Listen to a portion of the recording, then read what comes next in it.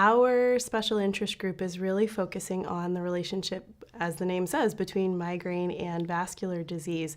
And the interest in this group initially arose because there is this epidemiologic relationship between migraine, and particularly migraine with aura, and an increased risk of stroke. And the special interest group arose because we wanted to know more about why is that happening? How do we deal with that? How do we treat it? How do we think about evaluating that risk and including it when we're assessing our patients? And it has some implications for treatment decisions like giving combined hormonal contraceptives. So we're active in all of these areas and trying to figure out more about them.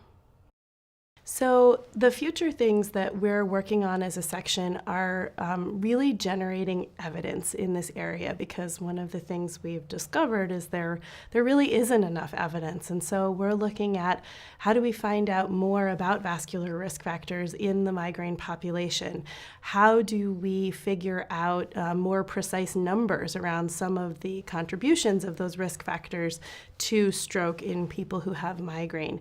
And then thinking about sort of in a broader way treatment implications. If we think about vascular risk in patients who have migraine, what kind of treatment implications does that have for some of the new things that are coming on the market, and should we be using those in some of our patients and things like that? So there's also a little bit of information gathering and opinion and discussion that's going on around that as well.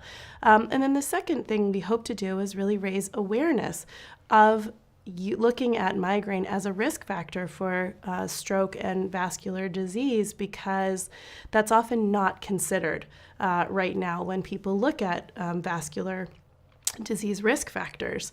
And yet there have been a number of studies showing that migraine is a risk factor for heart disease, particularly later in life, and also increases the risk of, for example, perioperative stroke. So we're kind of looking at how do we make people aware of migraine as a risk factor.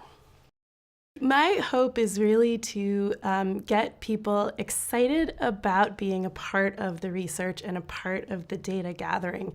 I think our section is a really good place for people who maybe don't have a ton of research experience, who are really interested in being part of a project, to come and work with people who are kind of organized around doing this, and in a sort of mentoring relationship. We really want people to come and be involved in what we're doing. So please feel free to find us and to find me and see how people can get involved.